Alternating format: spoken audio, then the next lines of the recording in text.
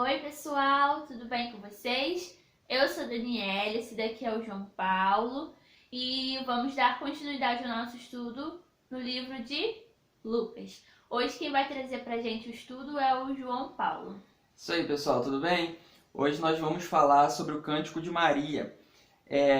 Se você quiser, pode ir abrindo a sua Bíblia aí. Nós vamos estudar Lucas capítulo 1, do versículo 46 até o versículo 56, tá legal? É um bloco um pouco grande, mas a gente vai resumir, não se preocupa não. E no estudo anterior nós aprendemos que devemos ter pressa em falar da obra maravilhosa que o Espírito Santo fez na nossa vida, que ele tem feito em nós, porque nós não sabemos até quando nós iremos viver ou até quando o colega nosso, as pessoas que estão ao nosso redor irão viver. E por isso, todos precisam ouvir a palavra de Deus. E também vimos que somos felizes e abençoados, assim como Maria, porque nós temos o Messias morando dentro de nós.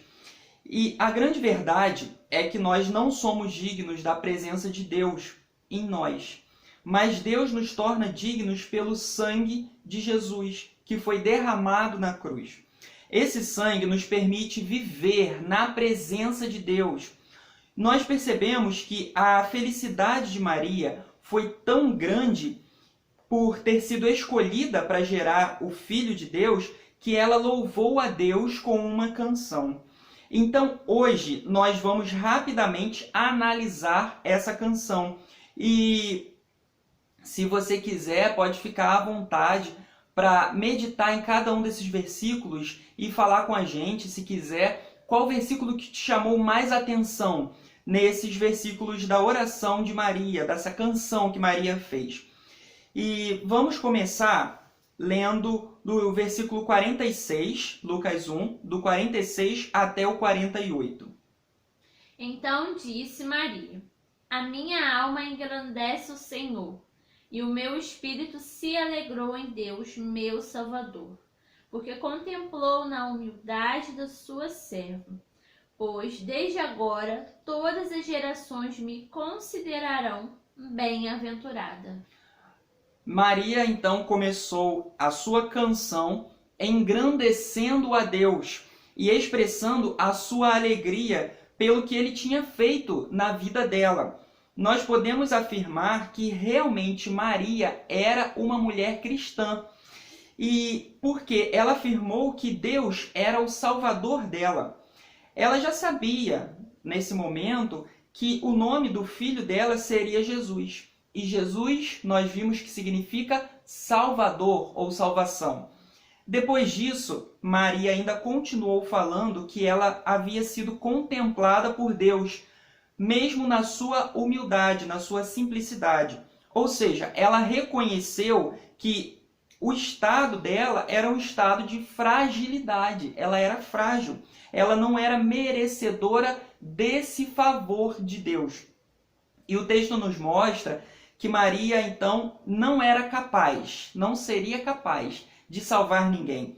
Ela não tem capacidade de interceder por ninguém. Pelo contrário, ela mesma era carente de Deus. Ela precisava de um Salvador, assim como nós precisamos. O fato de Maria ter gerado Jesus não a coloca em um patamar superior a nós. A própria canção dela mostra isso.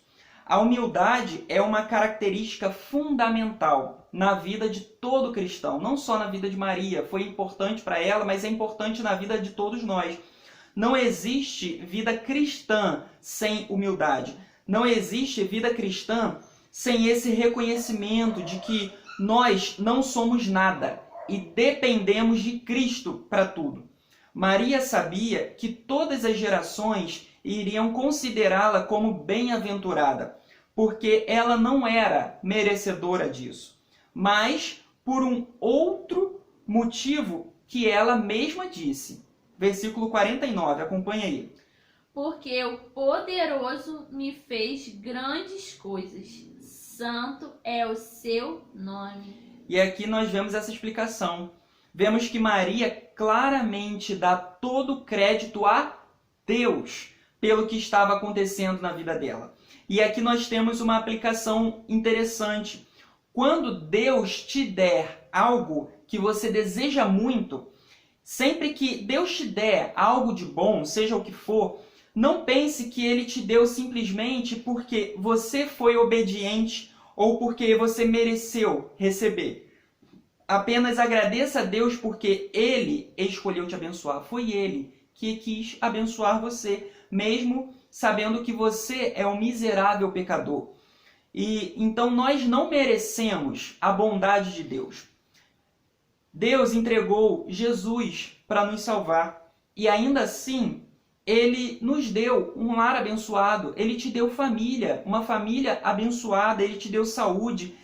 Deus te dá mais do que o pão de cada dia. E são tantas as vezes que você reclama porque você acha que você merece mais. O justo mesmo seria Deus não dar nada disso pra gente. Esse seria o justo. Deus não nos dá nada. Mas pela misericórdia dele, ele nos dá muito mais do que o que nós precisamos para sobreviver. Ele te dá muito mais do que o que você precisa para sobreviver. E muitas vezes Deus ainda tem que conviver com a sua e com a minha ingratidão. Vamos continuar, versículos 50 e 51. A sua misericórdia vai de geração em geração sobre os que o temem. Agiu com o seu braço valorosamente, dispersou os que no coração alimentavam pensamentos soberbos. Maria foi grata a Deus porque ela reconheceu que ela não merecia o favor dele. Além dela reconhecer a santidade e a misericórdia de Deus, ela entendeu que para Deus o que vale mais são as suas atitudes do que as suas palavras.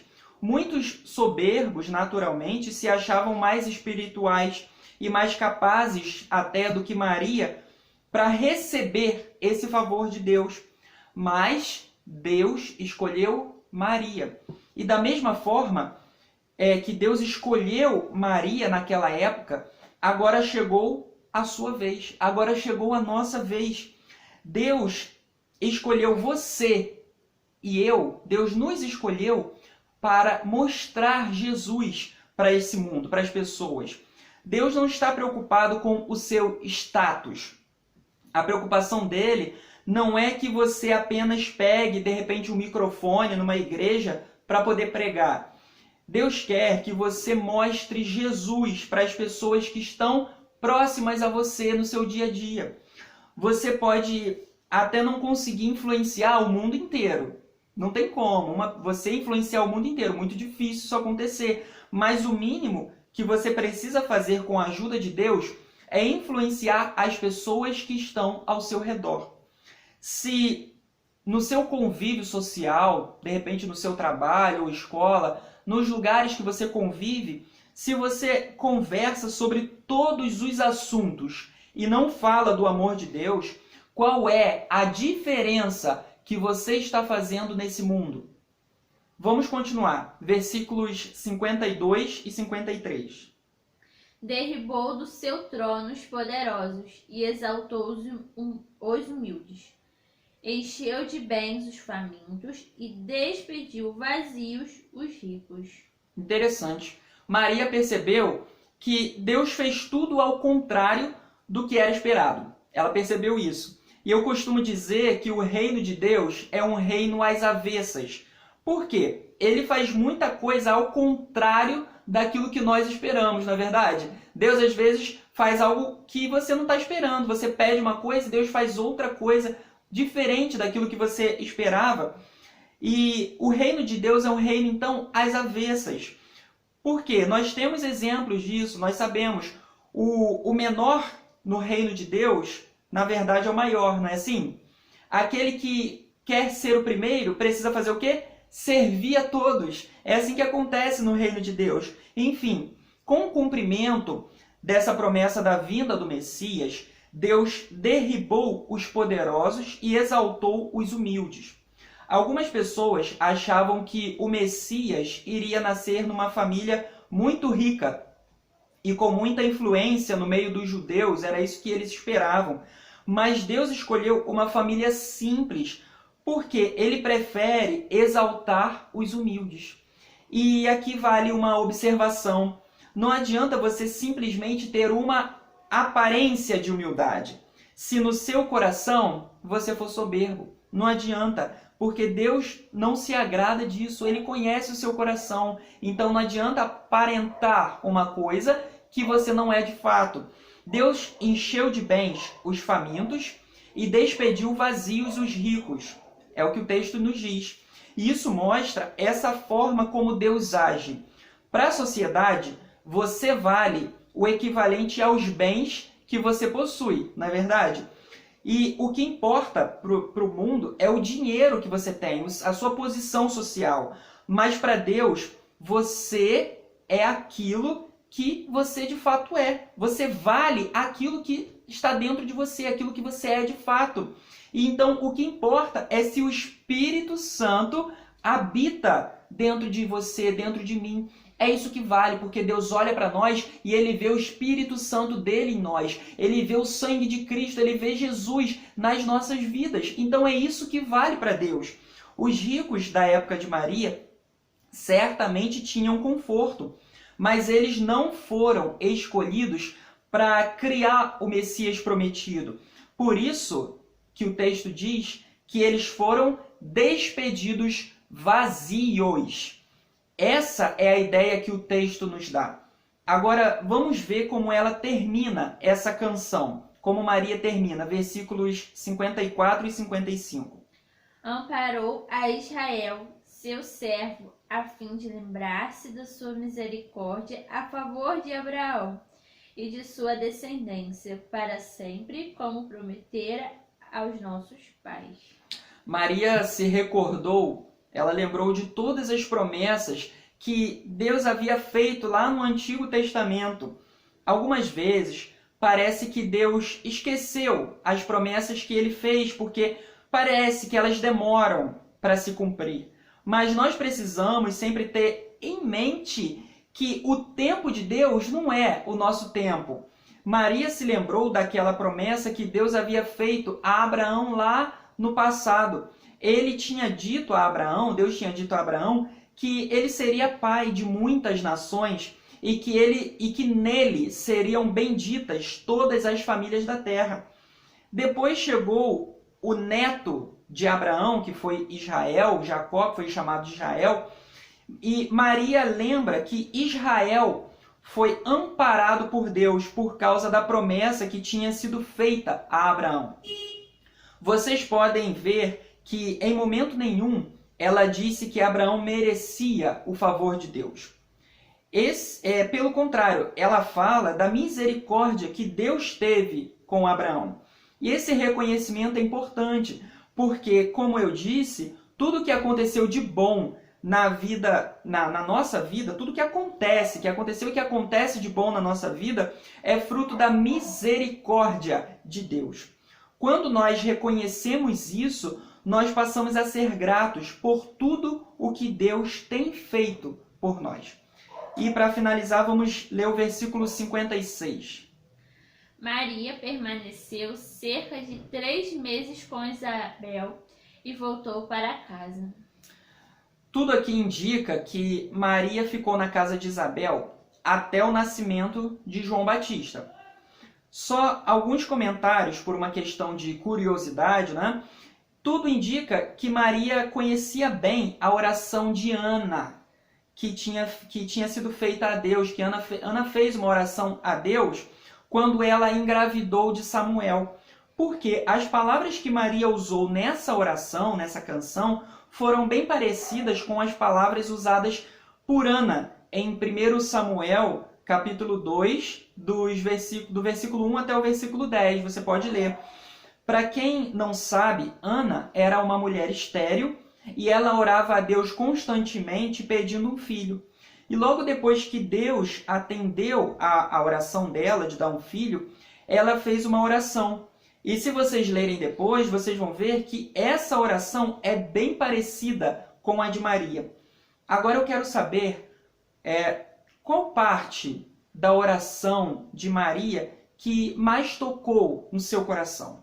Você pode meditar nesse texto, você pode compartilhar com a gente se quiser, mas é importante você pensar bem em cada versículo, meditar nesses versículos para ver o que Deus pode falar com você. Em que ponto você acha que Deus está falando mais ao seu coração nesse texto? E no próximo estudo, nós veremos como foi o nascimento de João Batista. Tudo aconteceu exatamente da forma como o anjo Gabriel havia dito. E para completar, ainda tinham os vizinhos e parentes de Zacarias e Isabel que foram até a casa deles para tentar ajudar ou talvez para tentar atrapalhar a família. Então, esperamos vocês no próximo estudo. Então é isso, até a próxima. Tchau, pessoal!